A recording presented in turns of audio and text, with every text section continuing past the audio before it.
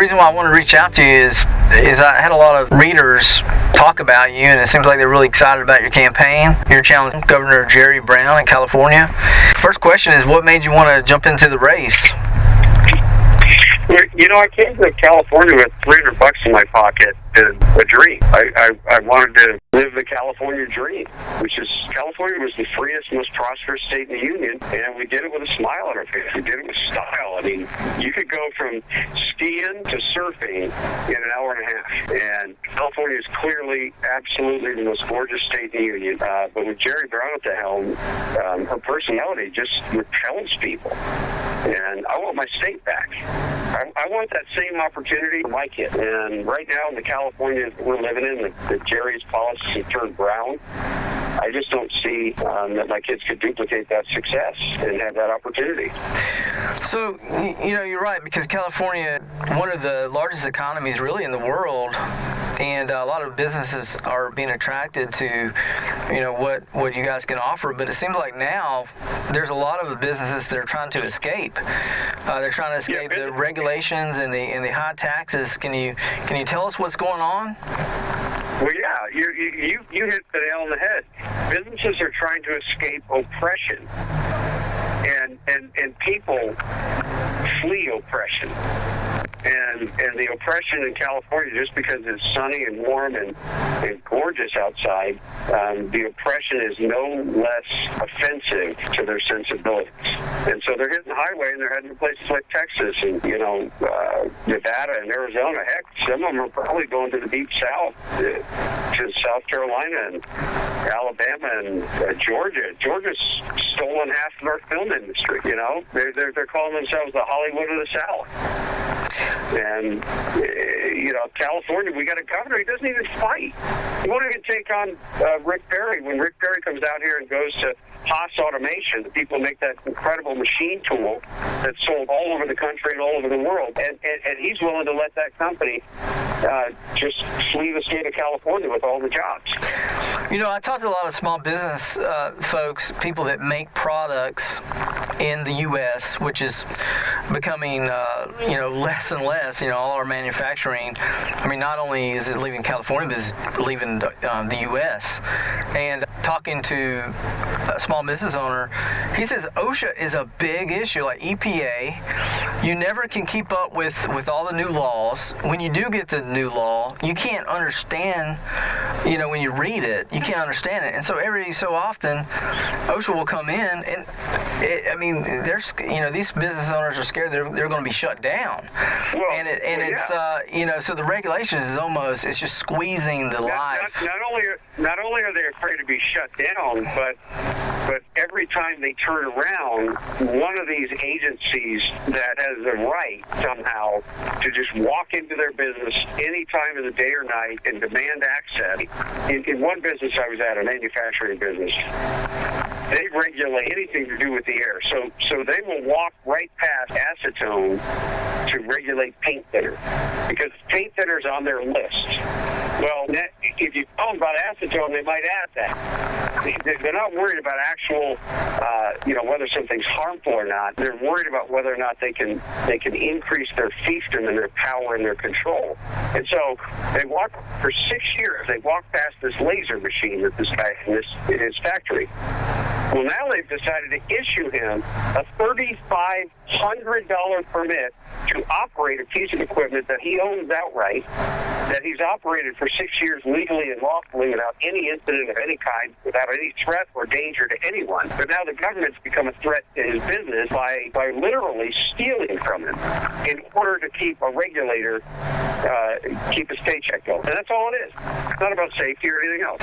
Well, you know, that's, you know, when I talk to middle-class families that are just hard workers, they want to live the American dream. You know, there's folks that want to experience the California dream.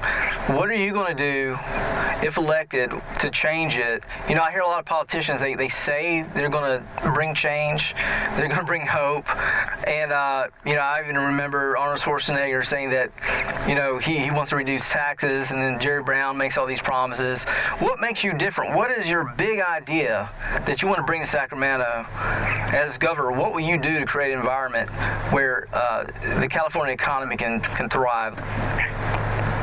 Well, the very first thing that I will do is declare a moratorium on all new restrictions on your business, on your freedom, and on your constitutional civil rights.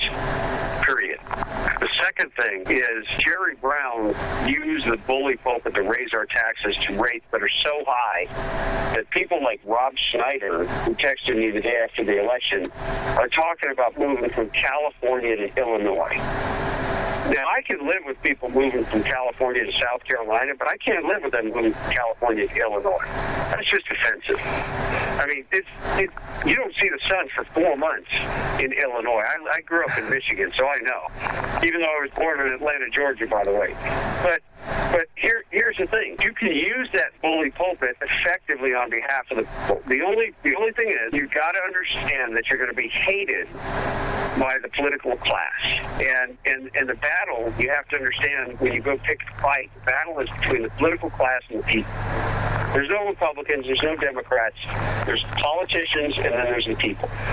And if you can tolerate that, and Arnold Schwarzenegger couldn't tolerate not being liked. He wanted to be loved. And that just doesn't fly.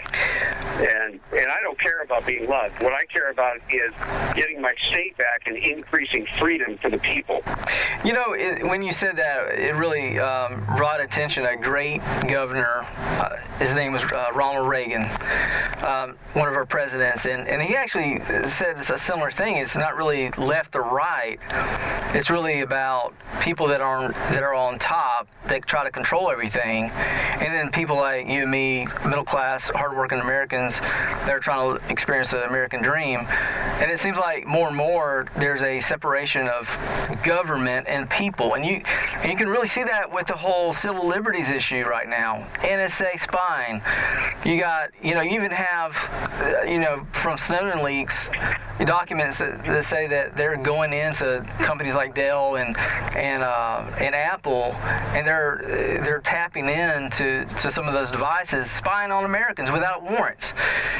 That's a big issue to a lot of Americans. What's your views on issues like the Fourth Amendment and some of the NSA spying and this increasing police state? It's real simple. I get sick and tired of hearing conservatives say that Democrats are the enemy.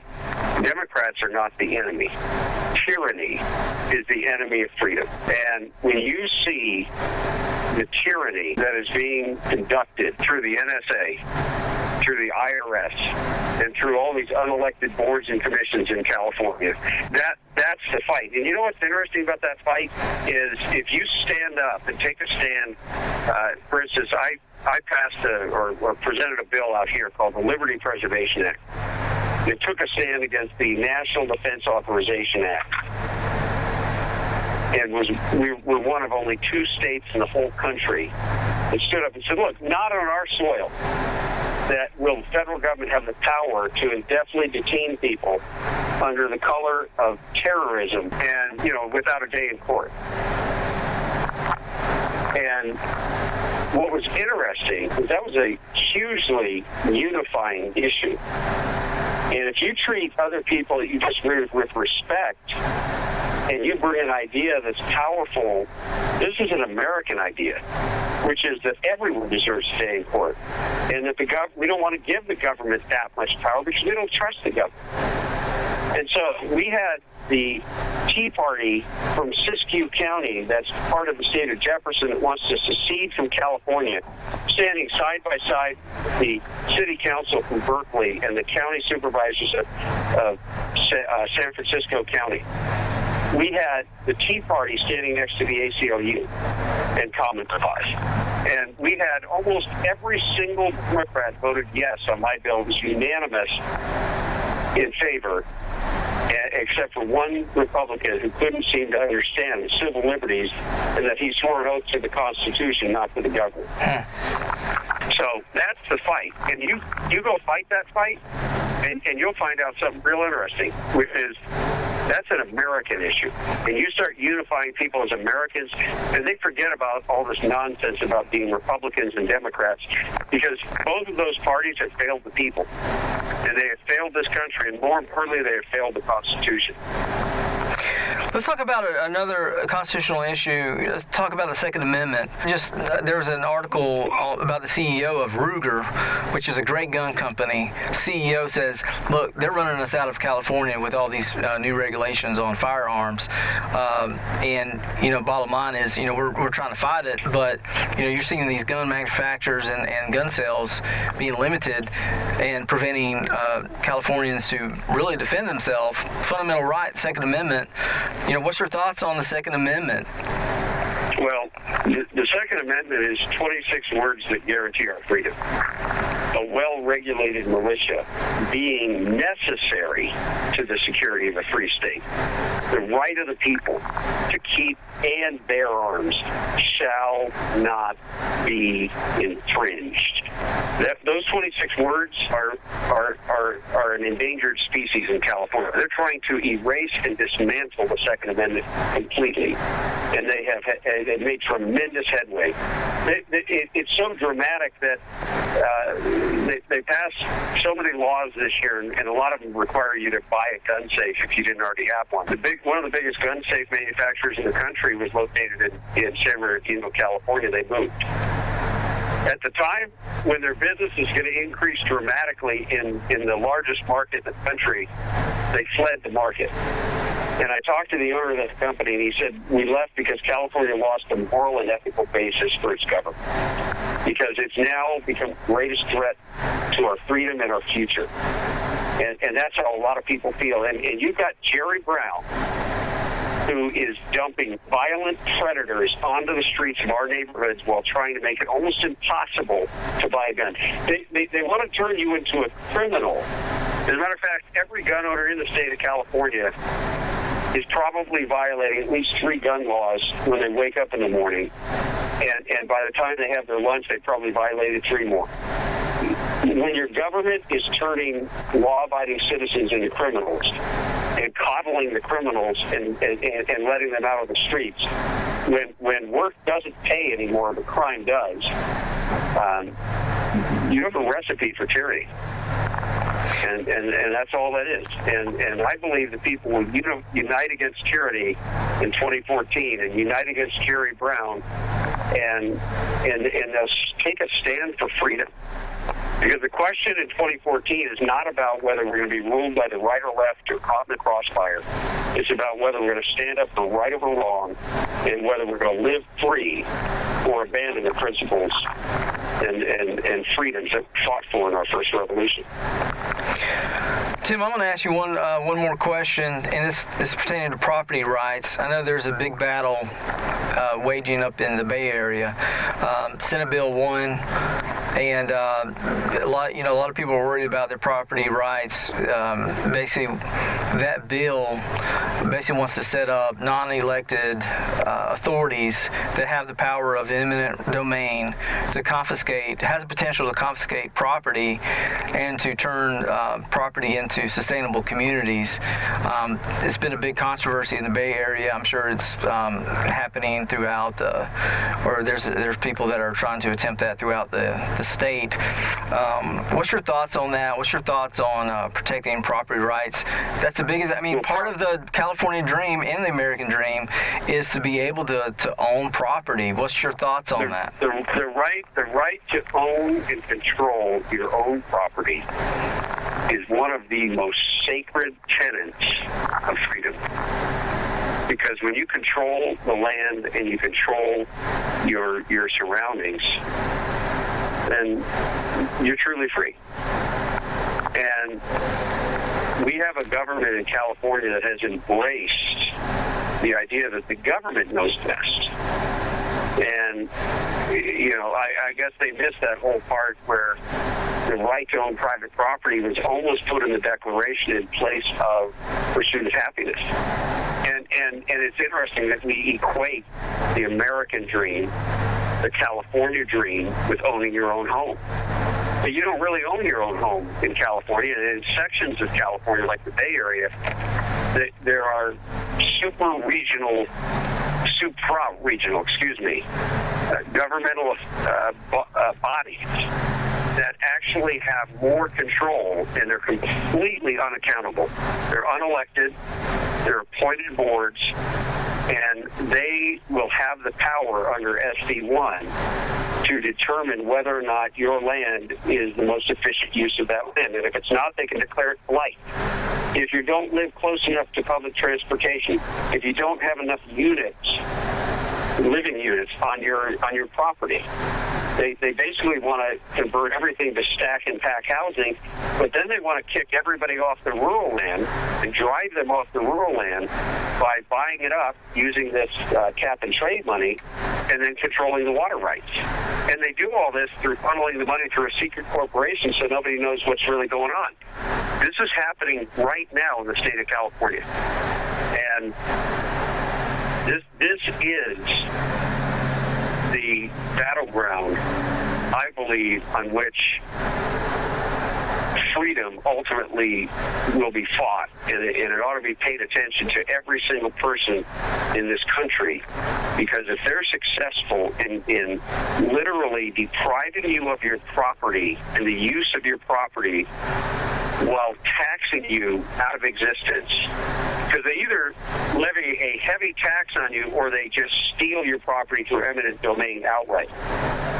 But either way, it is the same tyrannical principle.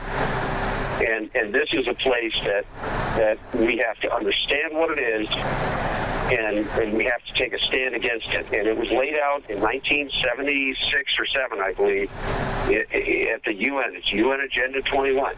People don't like to talk about it, and they don't want to hear about it.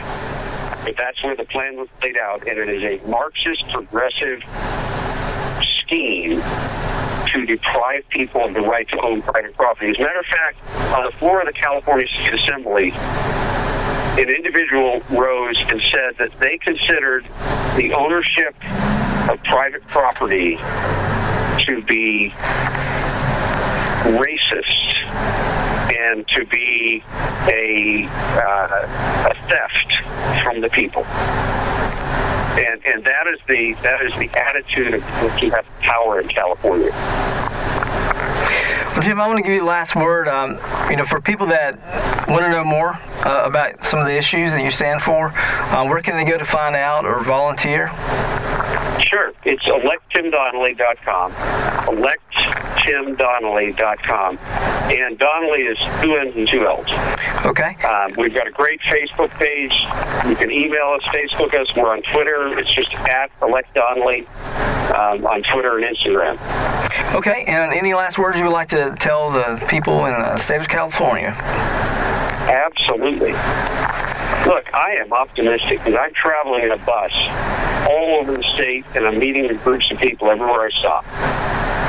And there is something exciting going on. There is a renewal of interest in our Constitution and the founding principles of this country, because a lot of the young people realize their future has been put at risk by the fastest growing industry in the state of California, which is government.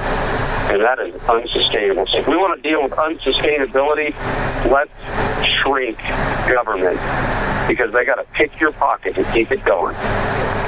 And I believe that the cause of 2014 is not going to be a campaign for Tim Donnelly for governor. The cause is liberty.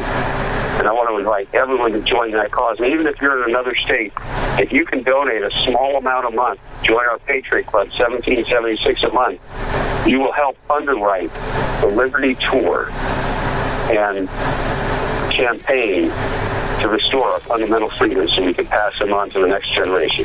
God bless you and Godspeed.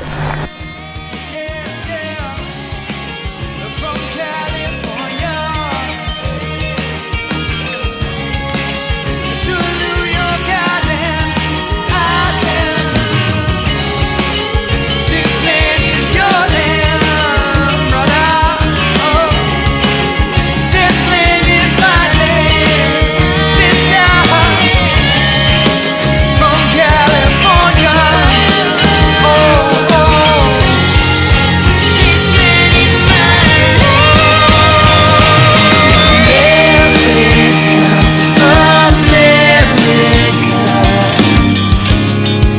shed his grace on me.